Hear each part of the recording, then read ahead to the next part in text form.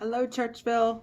I am here to show you how to make a colorful value scale for our upcoming project.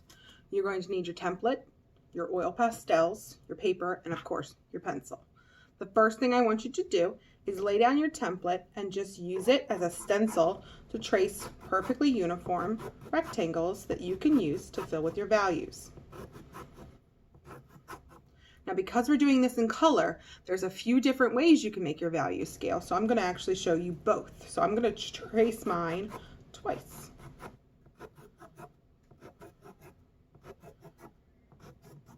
Now, just like we did with our paintings, you can start with your hue, and then you know you're going to need some tints and some shades. So what I like to do is set up my paper by saying some are tints, some are shades. Down here, you're going to also start with your hue, but there's some other things you can do to your colors to add the darks and the lights. So we're just going to label these lights and darks. For this, I'm just going to use the actual colors that are in the box. That is one way you can create your values as well. But let's say I choose to make my hue green because I'm going to do a nice green apple or a green pear. So in the box that I want to be my hue, I'm going to take my oil pastels and I am going to color as hard as I can so that there is absolutely no white of the paper showing. And that can be done in both of the boxes. Now something starts to happen to these. We know from mixing our tints and shades that I need to start making these get lighter. So what I can do is maybe not put as much pressure on there, and I can make them get a little bit lighter by just barely touching my paper with those colors. Now with the other colors for my tints, I'm going to use that beautiful white pastel, and since I colored lightly with the hue, I'm going to burnish over it with the white. And as I do that, it's going to take that color and make it just a little bit lighter. Each time it makes it even lighter. So this first box is extremely light. If these two start looking a little the same, you can always go back over with your regular hue of your pastel and make things get a little bit darker. Now, we've talked in class before about how black is a very powerful color. This time though, I'm going to lay down the black first for my shades.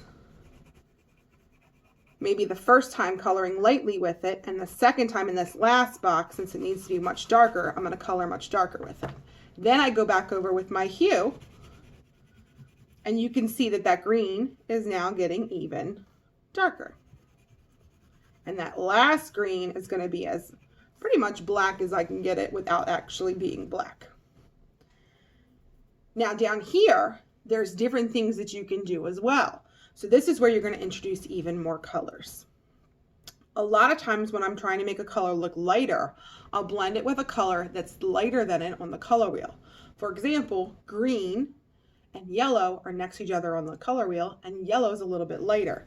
So what I can do with this one is I'm going to color pretty heavily with my green, almost like I'm making my hue the same way. And then if I want to make this get a little bit lighter, I can grab a yellow pastel and burnish over top of that with the yellow. And you can see it's just getting slightly lighter. Then over here, I might burnish with the yellow. That would be too big of a jump, so I'm going to take my pastel and then come over and color with the green. And then in this last spot, I can make it very, very yellow and just put little tiny spots of green. So you can see it gradually gets a little bit darker as I go down. Now for my darker spots, one thing that people will sometimes do is add the complementary color to them to make them darker. So red and green are across from each other on the color wheel. So for this one, just like with my black, I don't want to go too powerful too quickly. So I'm going to lightly color with my red, and then for my darker, I'm going to burnish with my red to fill in the section. And then I come back over with my hue. Complementary colors, when they mix, will kind of brown out that color a little bit, so it makes it look a little bit darker. Some painters will actually use a combination of all of these techniques. They'll put a little bit of black, they'll put a little bit of red, they'll put a little bit of everything in yours. And you can see that in both scales, I go from light to dark light to dark, just using different color theory rules. That's all for now. Thanks.